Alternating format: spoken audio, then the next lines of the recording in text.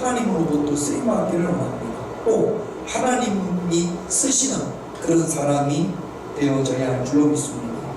하나님이 도대체 어떤 사람을 사용하는가? 하나님이 사용하시는 사람은 어떤 사람인가? 오늘 본문을 통해서 하나님은 이런 사람을 사용하시는구나, 이래서 이 사람이 하나님으로부터 귀하게 쓰임을 받았구나, 오늘 말씀을 통해서 세 가지 조건,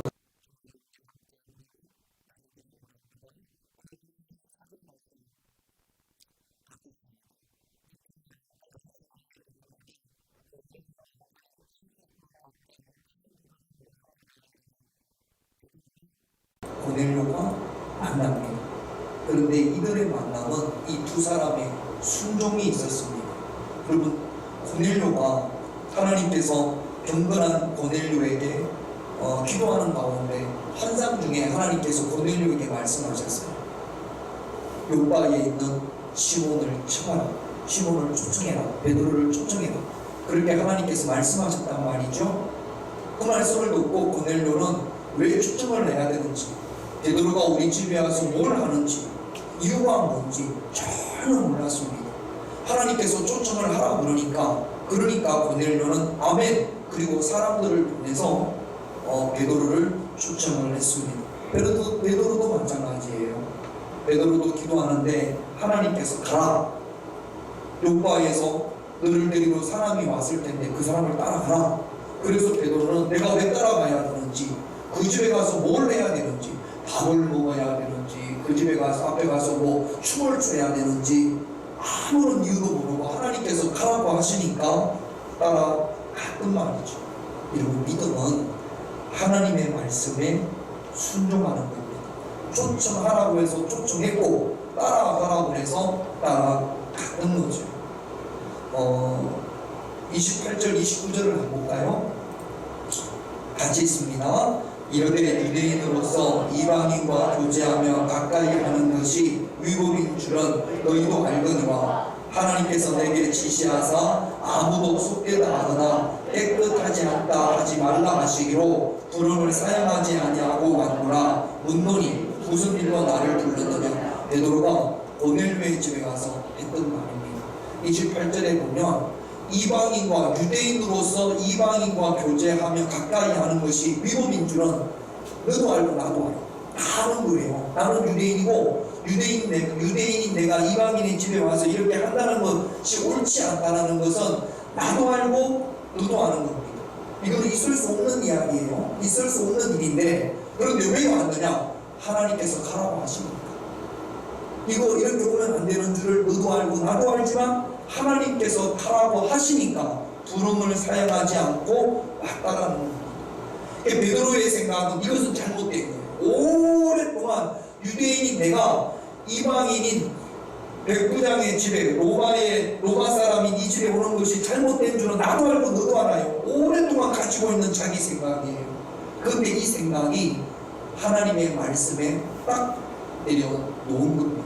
여러분, 우리가 이것이 옳다고 생각하는 것들 있잖아요. 오랜 세월 동안 살아오면서 내가 경험하고 또 내가 생각했던 것 가운데 이것이 옳다라고 생각했던 것, 그러나 그것이 하나님의 말씀에 비추어서 옳지 않은 것이라면 언제든지 내 생각을 내려놓을 수 있는 그런 저와 여러분들이 되셔야 될 줄로 믿습니다. 예수를 믿는데도 신앙생활을 하는데도 하나님의 말씀에 비춰봤을 때 내가 가지고 있는 그 생각이 옳지 않음에도 불구하고 자꾸만 그것을 내려놓지 않는 분들이 있단 말이죠. 베드로처럼 하나님의 말씀에 순종하여서 내 고집과 내 생각 얼른 하나님 말씀 앞에 내려놓을 수 있는 그런 저와 여러분들이 되셔야 될 줄로 믿습니다. 어떤 분들은 나도 하나님께서 환상 중에 말씀을 하시면 나도 하나님께서 내 귀에 대고 이렇게 해라 그렇게 말씀하시면 언제든지 순종할 수 있습니다. 이렇게 이야기하시는 분들이 있어요. 그러면 한번 생각을 해보면 그럼 내가 고넬료처럼 그렇게 기도하고 있나? 내가 베드로처럼 그렇게 기도하고 있나? 여러분, 베드로처럼 고넬료처럼 하나님께서 환상을 보여주실 수 있을 정도로 우리가 그렇게 또 열심히 기도하는 사람은 아니지 않습니까? 또 한 가지, 환상보다 꿈보다 더 정확한 것이 있어요. 그게 뭐냐면 하나님께서 우리에게 주신 성경, 하나님의 말씀인 줄로 믿습니다. 베드로와 고넬료는 구약밖에 없었으니까. 그러나 지금 우리는 예수님의 말씀을 소유하고 있지 않습니까? 성령님의 말씀을 소유하고 있지 않습니까? 그래서 TV 광고에 나오는 것처럼 하나님이 말씀하시면 묻지도 말고 따지지도 않고 순종할 수 있는 그런 저와 여러분들이 되시기를 주님의 이름으로 축원드립니다. 아브라함이 순종의 사람이었습니다. 히브리서 11장 8절을 한번 볼게요.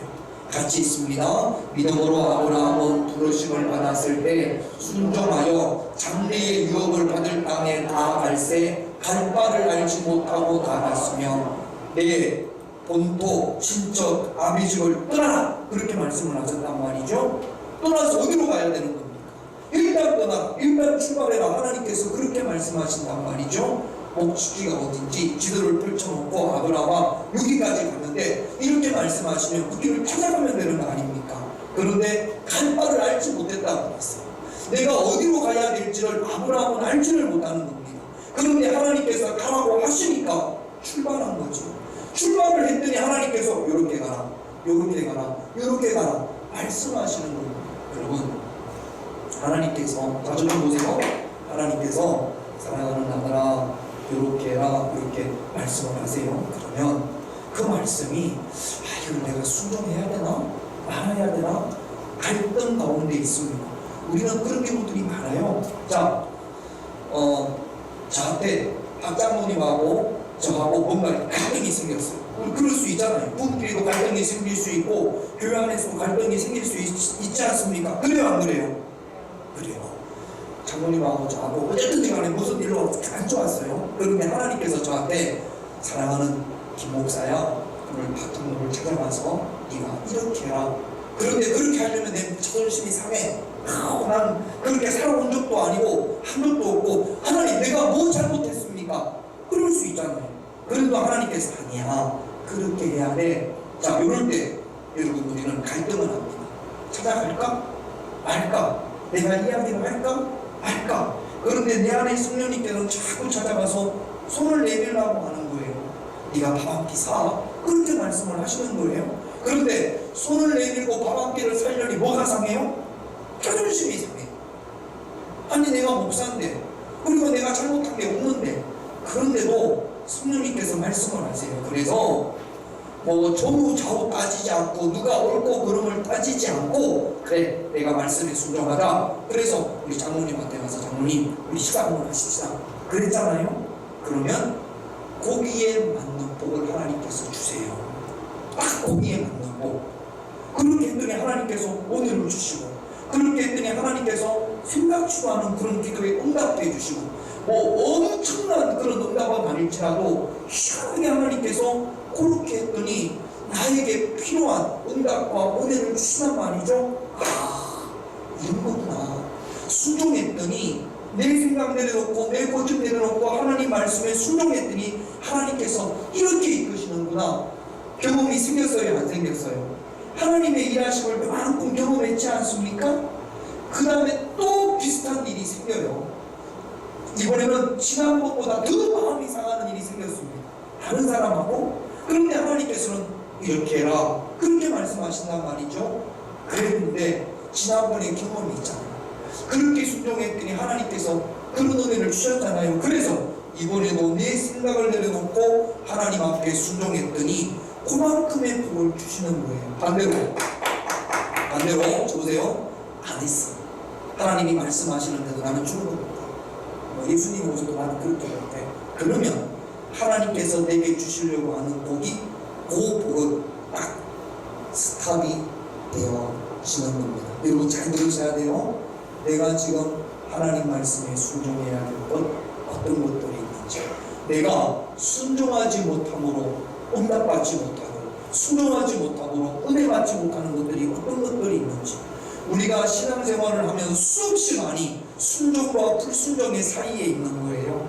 어떤 것은 여러분들이 순종하기도 하고 어떤 것들은 불순종하기도 하고, 영적 전쟁이 뭐냐?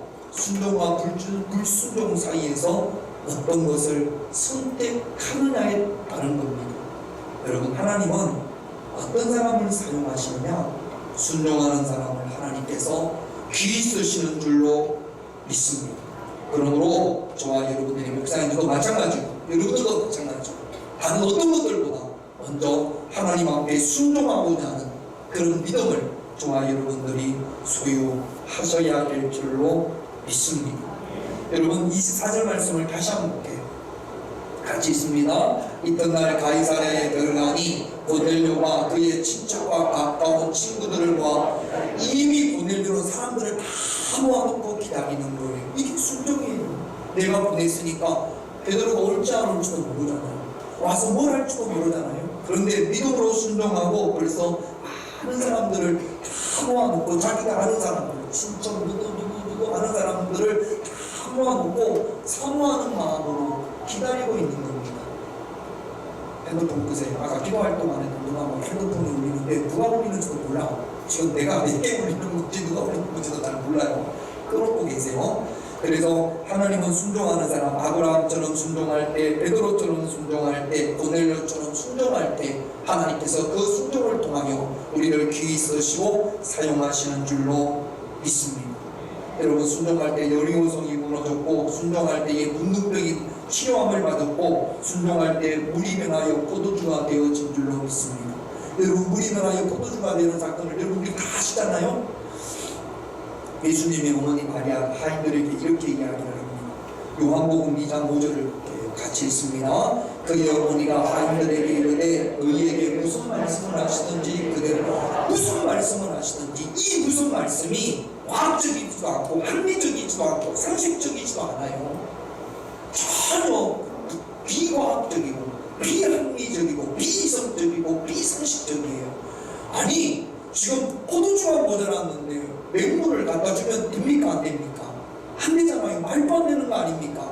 포도주가 모자라면, 잔치집에 포도주가 모자라면 온 동네 방네를 뛰어다니면서 누구 집에 조금이라도 포도주가 남은 것이 있으면 그걸 구해와야 될 텐데, 예수님께서는 물을 갖다 주라는 겁니다. 물을 떠다가 염해장기에 주라는 거예요. 전혀 이거는 합리적이지 않습니다. 그런데 성경은 그 물이 변하여 포도주가 됐다고 말씀을 하시는 겁니다. 여러분, 물을 가지고, 예수님이 말씀하시면 물을 가지고 염해장에게 갖다 줄 수 있는 그런 순종의 믿음이 저와 여러분들에게 있어야 될 줄로 믿습니다. 베드로가요, 갈릴리 호수에서 밤새도록 고기를 잡았단 말이죠. 한 마리도 잡지 못했어요. 몸이 너무 피곤합니다. 그런데 날이 밝은 날에, 파란 대낮에 예수님께서 깊은 데로 가서 그물을 내리라고 말씀을 하신단 말이죠. 이때 베드로가 어떻게 반응을 하냐면 누가복음 5장 5절입니다. 같이 있습니다. 시몬이 대답하되 이르되 선생님 우리들이 밤이 새도록 수고하였으되 잡은 것이 없지만은 말씀에 의지하여 내가 그물을 한 마리도 못 잡았습니다. 이게 경험이에요. 주님 제가 경험해 봤습니다. 어젯밤에 한 마리도 못 잡았습니다. 참말이에요? 거짓말이에요? 참말이에요. 밤새도록 그물을 내려봤지만 한 마리도 못 잡았어요. 그런데 내 경험을 내려놓고 뭘 의지해요? 말씀을 의지해요. 여러분 우리는 늘 이 갈등 가운데 있어요. 내 경험과 내 생각과 하나님의 말씀. 내 생각과 하나님의 말씀이 딱 맞으면 이건 어려울 게 없죠. 얼마든지 순종할 수 있지 않습니까? 그런데 내 생각과 하나님의 말씀이 상이할 때, 그럴 때 문제가 있단 말이죠. 지금까지 우리가 내 생각과 하나님의 말씀이 갈등이 생겼을 때, 그럴 때 내 생각을 많이 따랐다면 이제부터는 말씀에 의지하여 순종함으로 말미암아 하나님으로부터 쓰임받을 수 있는 그런 저와 여러분들이 되셔야 될 줄로 믿습니다. 하나님은 어떤 사람을 쓰신다고요? 순종하는 사람. 다시 묻습니다. 하나님은 어떤 사람을 쓰신다고요? 순종하는 사람을 쓰십니다. 순종하는 베드로를 통해서, 순종하는 고넬료를 통해서 하나님이 일하신 줄로 믿습니다. 두 번째, 하나님은 또 어떤 사람을 사용하시느냐? 오늘 본문 25절 26절 같이 있습니다. 마침 베드로가 들어올 때 고넬료가 맞아 발 앞에 엎드려 절하니 베드로가 이르되 베드로가 일으켜 이르되 아니 베드로가 엎드려? 고넬료가 베드로 앞에 으쩍 엎드립니다. 여러분 보세요. 고넬료는 로마의 군대 장교예요. 그리고 로마 시민입니다. 그리고 종들이 있다고 하는 거 보니까 부자예요. 베드로는 어떤 사람이에요? 로마로부터 점령을 당한 식민지 사람, 이스라엘 사람이란 말이죠. 그것도 이스라엘의 귀족이거나 무슨 또 바리새인이거나 아니면 무슨 제사장이거나 그런 사람도 아니고 갈릴리 바다에서 고기 잡던 가난한 어부 출신이란 말이죠. 고넬료하고 베드로하고 비교해보면 누가 더 사회적으로 신분이 높은 사람이 누구예요? 고넬료가 훨씬 높죠. 그런데 베드로가 오자마자 고넬료가 납작 엎드립니다. 술을 한단 말이죠. 고넬료가 베드로에게 왜 엎드릴까요? 한 가지 이유예요. 베드로가 지금 무엇을 가지고 왔으니까? 하나님의 말씀을 가지고 왔으니까. 하나님이 초청하라고 해서 초청했고 베드로는 고넬료의 집에 올 때 하나님의 말씀을 가지고 왔단 말이죠. 여러분 우리나라 조선시대를 배경으로 하는 사극을 보면 임금이 신하한테 높은 사람한테 정성한테 이렇게 어명을 내리지 않습니까? 편지를 써서 뭐 이렇게 하시오 그러면 그 전달하는 사람이 가서 어명이요 그렇게 이야기하면 낮은 사람이 와도 높은 정성이 어떻게 합니까? 어명이요 그러면 제가 보니까 사극을 보니까 다 무릎을 딱 꿇더라고요. 이건 누구 앞에 무릎을 꿇는 거예요? 왕의 말 앞에 무릎을 꿇는 거예요. 여러분 그건 마찬가지입니다. 주의 종이 하나님의 말씀을 가지고 왔을 때는 그 앞에 겸손할 수 있는 그런 저와 여러분들이 되셔야 될 줄로 믿습니다. 고넬료가 베드로를 보고 이건 나보다 신분도 없고 낮고 그다음에 배운 것도 없고 가난하고 그래가지고 그들먹거린다면 절대로 고넬료의 집에 성령의 임재하심이 없습니다. 고넬료가 베드로 앞에 엎드린 것은 베드로 그 사람이 높고 그 사람이 훌륭하고 그 사람이 대단한 것이 아니라 베드로에게 딱 한 가지 있는 것, 하나님의 말씀을 가지고 왔단 말이죠. 고넬료가 뭐라고 이야기하냐면 33절 말씀을 한번 볼게요. 같이 있습니다. 내가 곧 당신에게 사람을 보내었는데 오셨으니 잘하였나이다. 이제 보면 주께서 당신에게 명하신 모든 것을 듣고자 하여 다 하나님 앞에 있나이다. 누구 앞에 있다고요? 하나님 앞에 있다고요. 지금 고넬료는 누구 앞에 있어요? 사실은 베드로 앞에 있어요. 갈릴리에서 고기 잡던 피리네 나는 그런 출신의 베드로 앞에 있는데 고넬료는 자기가 지금 베드로 앞에 있다라고 이야기 하나 하고 누구 앞에 있다고요? 하나님 앞에 있다고요. 저와 여러분들이 지금 누구 앞에 있습니까? 하나님 앞에 있습니다. 할렐루야. 자, 저 보세요. 우리가 지금 누구 앞에 있다고요? 하나님 앞에 있다고요. 여러분들이 지금 김인태 목사 앞에 있는 것이 아니라 여러분들은 누구 앞에 있는 거예요? 하나님 앞에 있는 거예요. 그래서 하나님 앞에 있으니까 눈 깔지 말고, 눈도 밑으로 깔지 말고, 끔뻑끔뻑 하지 말고, 어젯밤에 왜 이렇게 자꾸 눈을 밑으로 깔고 뻑뻑뻑 그래요? 눈을 비워. 할렐루야. 하나님 앞에 있는데, 하나님 앞에 있는데, 대통령보다 더 위대하신 하나님 앞에 있는데, 무슨 저기 민방위 교육 갔을 때 하는 것처럼, 예비군 훈련대 갔을 때 하는 것처럼 그렇게 밑으로 하지 말고 하나님 앞에 있잖아요. 할렐루야. 하나님 앞에 있으니까, 그러니까 고넬료처럼 어떠해야지, 겸손한 모습을 보여야지. 그렇잖아요. 여러분들이 하나님 앞에 왔을 때 나의 가장 겸손한 모습은 어떤 모습인가? 나는 눈 감고 있는 게 나의 최대한의 겸손의 모습이야. 그럼 눈 감고 있어도 괜찮아요. 나는 나의 최대한의 겸손의 모습은 다리를 딱 꼬고, 이게 나는 최대한의 겸손의 모습이야. 그렇게 꼬고 있어도 괜찮아요. 나의 겸손한 모습은 물구나무 서는 게 나의 겸손한 모습이야. 그러면 예배 시간에 거꾸로 물구나무 서 있어야죠. 여러분들의 최고의 겸손한 모습은 어떤 모습입니까? 하나님은 겸손한 자를 들어 쓰십니다. 할렐루야.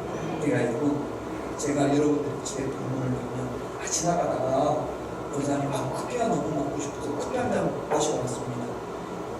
그러면 제가 말씀을 가지고 간 거예요? 그냥 물러간 거예요? 그냥 물러간 거예요. 그때는 괜찮아. 그냥 사람으로 만난 거예요. 그런데 예배드리러 왔어요. 성목이 집에 제가 성경을 가지고, 여러분 집에 예배를 드릴 때는 제가 적어도 말씀을 준비할 거 아닙니까? 그럴 때는 제가 여러분들의 집에 예배드리러 갔을 때 하나님의 말씀을 가지고 갈 때는, 그럼 여러분 어떻게 하셔야 돼요? 제 앞에 어떻게 해야 됩니까? 엎드려야지. 제 앞에 엎드려야지.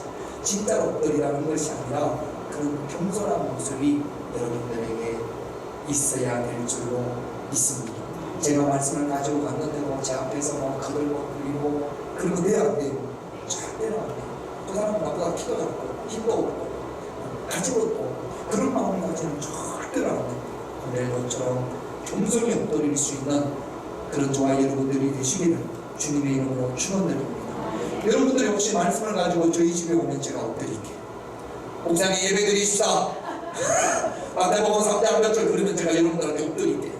하지만 그런 경우는 별로 없으니까 그렇게 하십사. 할렐루야. 그리고 나서 또 여러분들이 저한테 엎드리는데 이 주의 종들이 마치 자기가 하나님의 대단한 사람인 것처럼 그렇게 하면 돼요, 안 돼요? 고넬료가 엎드렸더니 베드로가 울려 아닙니다. 이렇게 속으면서 나도 누구라고? 사람이다. 지금 고넬료만 겸손한 것이 아니라 베드로도 겸손한 거예요. 제가 아무것도 아닌데 주의 종이라고 여러분들이 저를 잘 대접할 때 내가 대접받는 거 이게 너무나 당연한 거야. 그러면 저는 하나님으로부터 쓰임받을 수 있는 자격이 없어요. 대접받을 때 고마워하고 더 겸손해져야 되는 거죠. 저도 겸손하고 여러분도 겸손해서 하나님으로부터 쓰임받을 수 있는 그런 저와 여러분들이 되셔야 될 줄로 믿습니다. 제가 공업으로 있는 교회에서 목사님이 장로들이 겸손해야 된다, 장로님들이 겸손해야 된다, 장로들이 이렇게 교회 들어올 때 보면 이렇게 쭉 해가지고 이렇게 있는 게 참 그게 그만해 보인다. 그래가지고 제가 성경 공부하면서 우리 교회에서 제일 그만하게 보이는 사람 이렇게 한번 물어봤어요.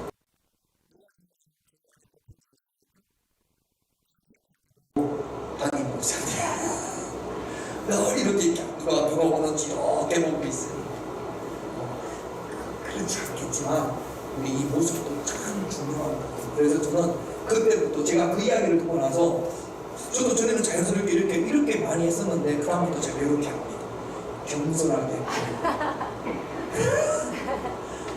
기자님도 마찬가지고 여러분도 마찬가지고 겸손한 사람을 하나님께서 귀히 사용하여 주시는 줄로 믿습니다. 나이가 많다고 조금 더 많이 가지고 있다고 절대로 그만하게 보이는 그런 좋아 여러분들이 되지 않기를 주님의 이름으로 축원합니다. 겸손한 자 하나님께서 사용하시는 줄로 믿습니다. 세 번째는요, 베드로가 고넬료의 집에 가서 말씀을 전하다 고넬료의 집에 성령이 임했어요. 그러니까 베드로가 고넬료의 집에 간 것은 고넬료의 과정에 성령이 임하게 하시려고 하는 말입니다. 그러나 이거는 과정이에요. 이게 끝이 아니란 말이죠. 여러분, 사도행전이 1장부터 몇 장까지 있다고요? 28장까지 있다. 사도행전 1장부터 28장 그 사이에서 가장 중요한 말씀이 뭐냐면, 전체의 주제가 뭐냐면 사도행전 1장 8절입니다. 같이 한번 읽어볼게요. 같이 있습니다. 오직 성령이 너희에게 임하시면 너희가 권능을 받고 예루살렘과 온 유대와 사마리아와 땅끝까지 이르러. 자, 성령이 임하시면 그게 끝이 아니에요. 성령이 임하면 그 다음에 따라오는 게 뭐예요? 권능을 방언도 하고 병고치는 원사도 나타나고 놀라운 그런 권능을 제자들이 받았지 않습니까? 성령 받고 권능 받고 그게 끝이 아니에요. 성령 받고 권능 받아서 그 다음에 어떻게 하는 거라고요? 정인이 되는 거예요. 성령 받는 것도 과정이고요, 권능 받는 것도 과정이에요. 내가 성령을 받아야 될 이유, 전도하기 위해서 땅끝까지 들어 내 증인이 되리라, 그렇게 말씀을 하시잖아요. 내가 권능을 받아야 될 이유가 뭐예요? 전도하기 위해서. 여러분, 하나님께서 우리를 부르셨죠. 그래서 우리에게 은혜 주셨잖아요. 우리를 하나님의 자녀로 만들어 주셨잖아요. 그걸로 끝이 아니라, 그래서 어떻게 해야 되느냐? 주의 증인의 삶을 살아야 될 줄로 믿습니다. 이게 목적지까지 가는 거예요. 여러분, 성령 받고 권능 받아서 주의 정인의 삶을 살아갈 수 있는 그런 저와 여러분들이 되어져야 합니다. 여러분, 고넬료가 성령 받았잖아요. 고넬료가 임기가 끝나면, 로마의 군인이니까 임기가 끝나면 어디로 갈 거 아니에요? 다시 로마로 갈 거 아닙니까? 그 로마로 가면 성령 충만한 고넬료가 복음을 전할까요? 안 전할까요? 복음을 전할 거 아닙니까? 그들을 통해서 로마가 예수 그리스도의 복음으로 충만해진 줄로 믿습니다. 하나님은 누구를 사용하시느냐? 정인의 삶을 살고자 하죠. 전도의 삶을 살고자 하죠. 전도하려고 하는 사람, 이런 사람에게 주님께서 성령도 주시고 주님께서 권능도 주시는 줄로 믿습니다. 그 이유 때문에 우리 하나님께서 저와 여러분들을 택하신 줄로 믿습니다.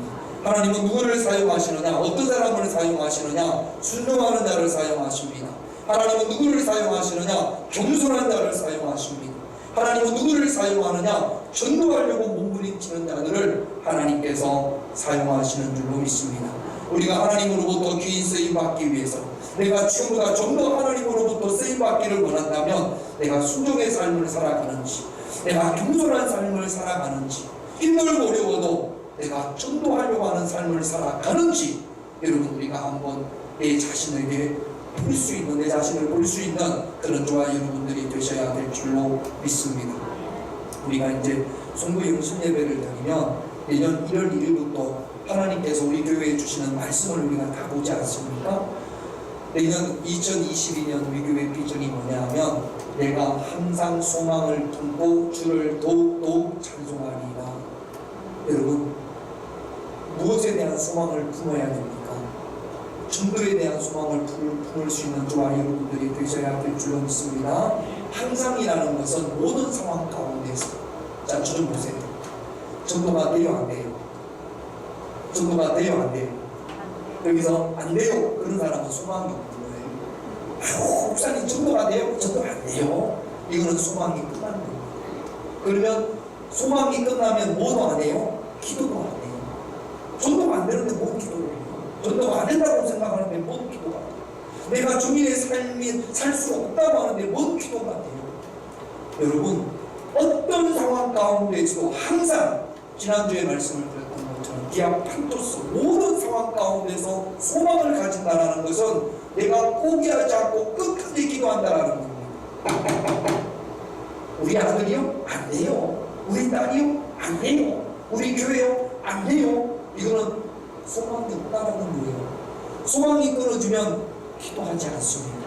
소망이 끊어지면 꿈도 없어지는 거예요. 그래서 하나님께서는 나는 항상 소망을 품어. 여러분, 품어야 될 소망이 뭡니까? 물론 우리가 전도에 대한 소망만 품는 건 아니에요. 하나님 안에서 내가 멈추지 말고 항상 모든 상황 가운데서 품어야 될 소망이 어떤 것이 있습니까? 세상은요, 마귀는요, 사단은요, 귀신은요, 우리로 하여금 소망을 품지 못하게 합니다. 낙심과 좌절과 평안함과 여러 가지 많은 시험을 통해서 소망을 품지 못하게 하는 거죠. 낙심하고 좌절하고 절망하고 고통 가운데 아니면 세상의 쾌락을 통해서 더 이상 소망을 품지 못하게 하는 거란 말이죠. 여러분, 이런 세상의 유혹에 넘어가지 말고 끝까지 항상 하나님의 소망을 품을 수 있는, 천국의 소망을 품고 전도의 소망을 품고 부흥의 소망을 품을 수 있는 그런 저와 여러분들이 되시기를 주님의 이름으로 축원드립니다. 오늘 말씀에 비춰보면 우리가 품어야 될 소망이 영혼 구원이죠. 전도의 소망을 품고 끝까지 기도할 때 하나님께서 여러분들을 들어 사용하시는 줄로 믿습니다. 오늘 이 말씀 우리 마음에 딱 새기고 오늘 찬양하고 기도하겠습니다. 함께 찬양하고 기도하겠습니다. 주님 말씀하시며 우리 찬양하고 기도합시다. 하나님, 내가 순종함으로, 내가 겸손함으로, 내가 중도의 삶을 삶으로 하나님 앞에 쓰임받게 하옵소서. 하나님으로부터 쓰임받게 하옵소서. 기도하십시다. 주님 말씀하시며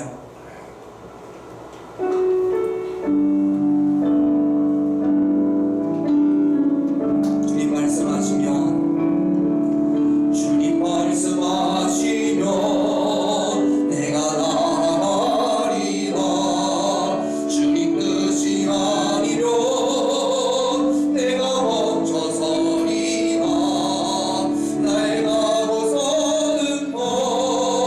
주님 뜻에 있으니 오직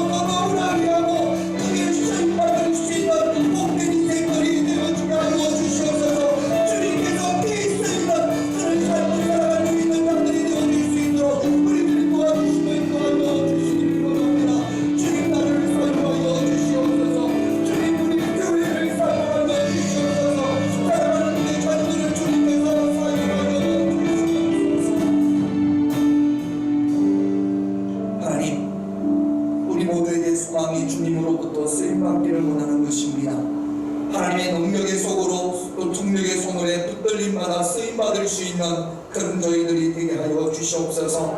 하나님으로부터 쓰임받기에 순종하지 못했음을 용서하여 주시고 겸손하지 못했음을 용서하여 주시옵소서. 하나님, 전도하지 못했던 입술을 용서하여 주시옵소서. 이제는 하나님 말씀에 순종하는 자가 되기를 원하며, 이제는 주님의 말씀에 겸손한 자가 되기를 원하며, 이제는 전도에 대한 소망을 품되 모든 상황 가운데서 항상 소망을 품을 수 있는 그런 저희들이 되게 하여 주시옵소서. 순종하는 삶, 겸손한 삶, 전도하는 삶, 그런 삶을 주님께서 사용하시는 줄로 믿습니다. 2022년도에는 내가 하나님 말씀에 순종하는 자, 하나님 말씀 앞에 겸손한 자, 때를 얻든지 못 얻든지 예수 그리스도가 구세주라는 것을 전할 수 있는 전도하는 입술이 되게 하여 주시옵소서. 그래서 우리보다 내년에 더욱더 하나님의 능력의 도구로 쓰임받을 수 있는, 응답받을 수 있는, 하나님의 일하심을 경험할 수 있는 그런 통합교회 모든 성도님들이 되게 하여 주시옵소서. 예수님의 이름으로 기도드립니다. 아멘.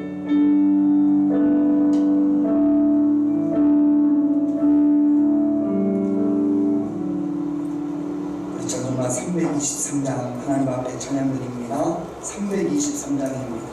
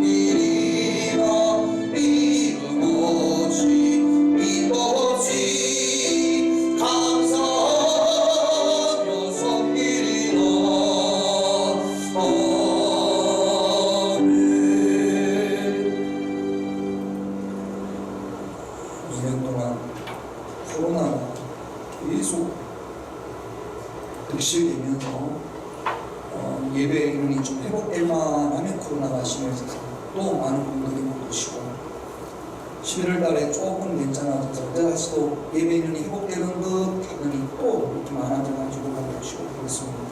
속히 코로나가 종결되어질 수 있도록 여러분 기도하실 때마다 기도하시기를 부탁을 드리겠습니다. 성경 읽기 반 우리가 샤우팅하면서 성경을 묘절 이렇게 외쳤거든요. 많이 하셨어요. 그래서 이제 내년부터는 창세기부터 요한계시록까지 내 혼자 집에서 읽는 것도 하지만 카톡에 내가 성경 읽은 것을 올리는 거죠. 저는 매일 30분씩 성경을 읽습니다. 소리 내어서 어떤 분들은 40분, 어떤 분들은 1시간 그렇게 성경을 읽는 것을 올려요. 그래서 오늘은 이분이 읽었구나, 이분이 안 읽었구나 그렇게 서로 격려도 되고 또 금요일도 되고 그렇습니다.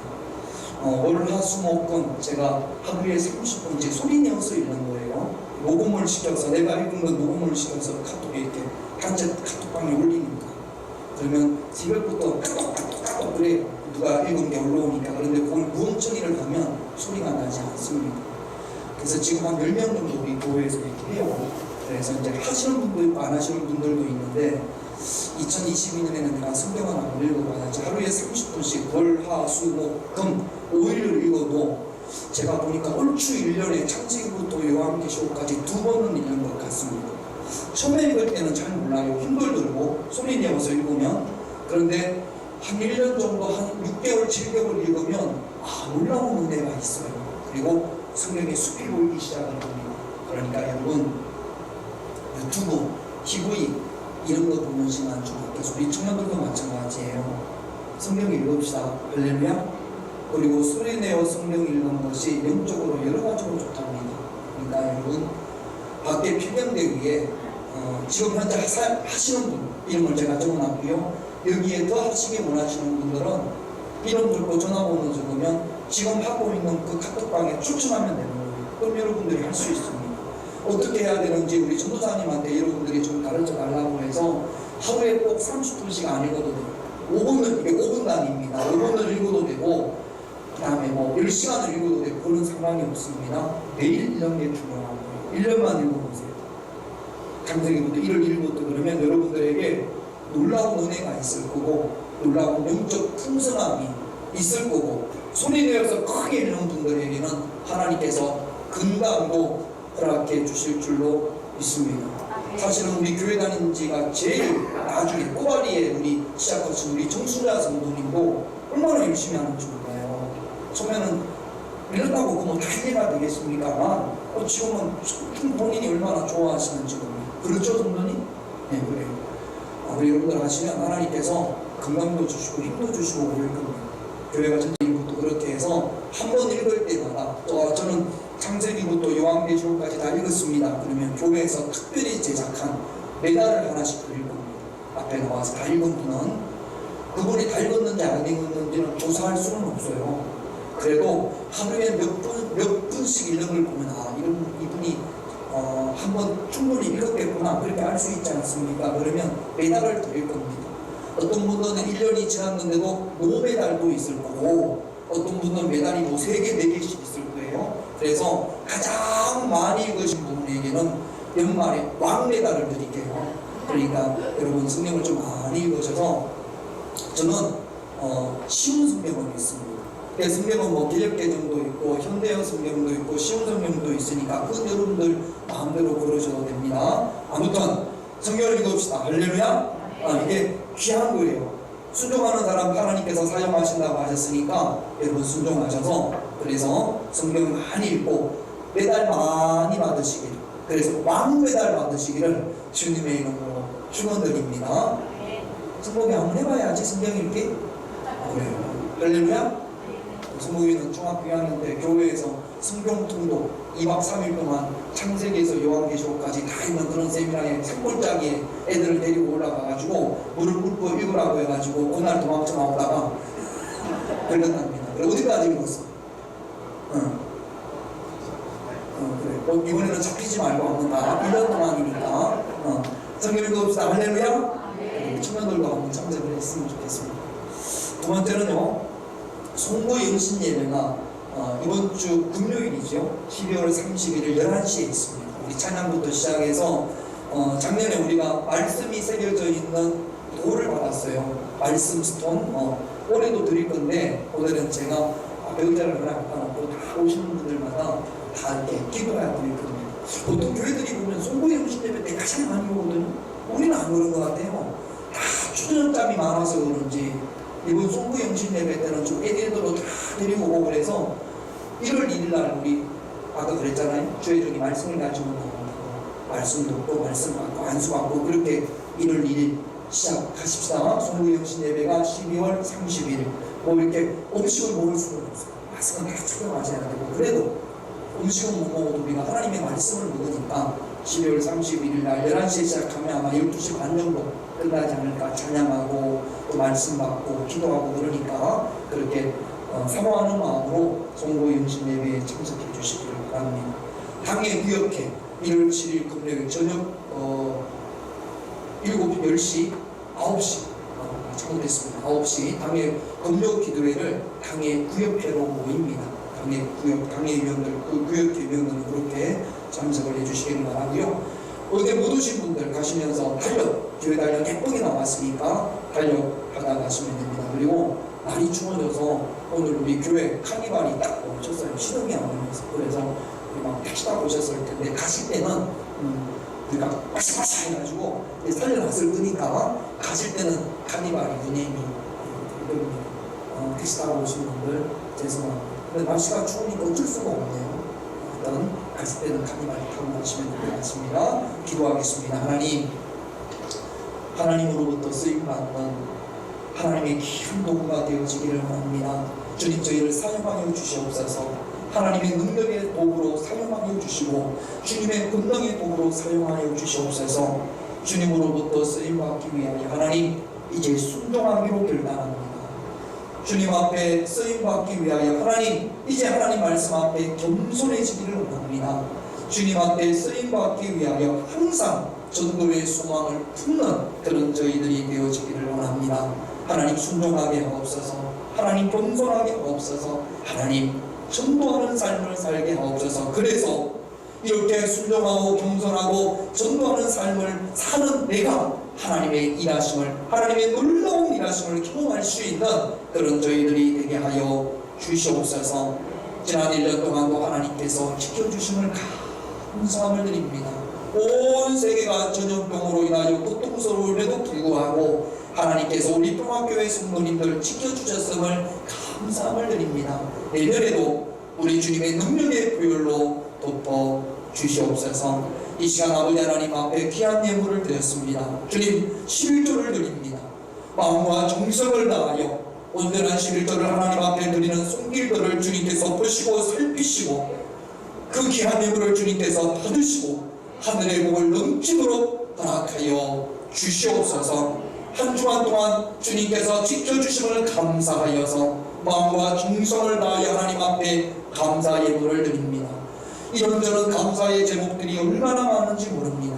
늘 하나님 앞에 감사하며 감사의 예물을 구별하여 드릴 수 있는 그런 믿음을 허락하여 주시옵소서. 드린 속기를 주님께서 축복하여 주시옵소서. 하나님 앞에 간절한 기도 제목이 있어서 주님께서 꼭 응답하여 주셔야겠기에 1,000번제를 작정하며 기도하는 손길들이 있습니다.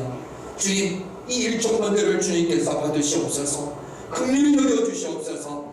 주님 응답하여 주시옵소서. 이 1,000번제가 끝나기 전에 하나님께서 하늘의 문을 여시고 축복하여 주시옵소서. 성교 헌금을 드렸습니다. 건축 헌금을 드렸습니다. 주일 헌금을 구별하여 드렸습니다. 이 모든 예물 주님께서 기뻐 받으실 줄로 믿습니다. 드린 손길 한 명 한 명을 주님께서 기억하시고 축복하여 주시옵소서. 이런저런 이유로 이 자리에 함께하지 못한 사랑하는 우리 평화교회 가족들 주님께서 동일하게 저들이 어디에 있든지 순종하고 겸손하고 전도함으로 말미암아 하나님으로부터 쓰임받는 복된 인생 되게 하여 주시옵소서. 멀리 외국에 있는 자녀들 하나님의 임마누엘의 능력의 손길로 보호하시고 품어주시옵소서. 드려진 예물을 주님께서 기뻐 받으시고 축복하여 주실 줄로 믿으며 저희를 사랑하시는 예수님의 이름으로 기도드립니다. 아멘.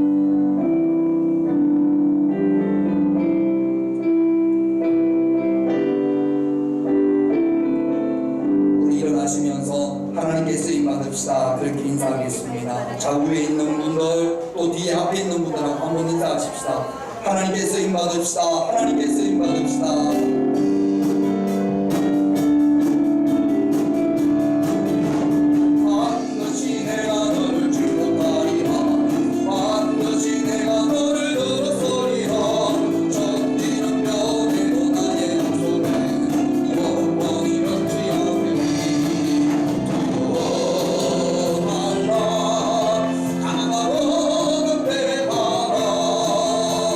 낙심하며 실망지 말라.